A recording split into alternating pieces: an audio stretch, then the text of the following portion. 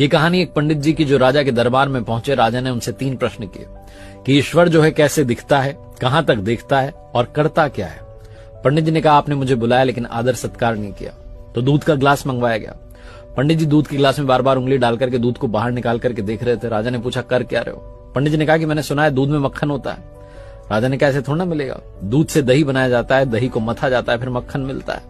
पंडित जी ने कहा ईश्वर भी ऐसे थोड़ा ना दिखेगा, आत्मा को पवित्र करना होगा नियम से, ध्यान से, अभ्यास से, तब परमात्मा दिखाई देगा।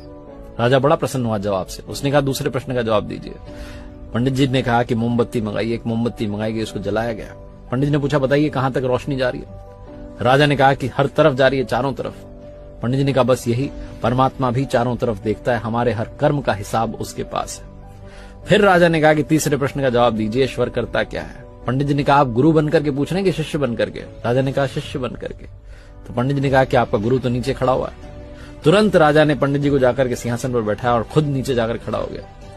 पंडित जी ने कहा बतलाने के लिए रह क्या गया है, बस यही तो ईश्वर करता है, पल में राजा को रंग और रंग को राजा बना देता है। बहुत छोटी सी कहानी जिसका सार समझाता है भरोसा बनाए रखिए, प्रभु सब कुछ संभाल लेंगे, वो सब कुछ देख लेंगे, बस आपकी आराधना में, पूजा में, भक्ति में कमी मत होने देना।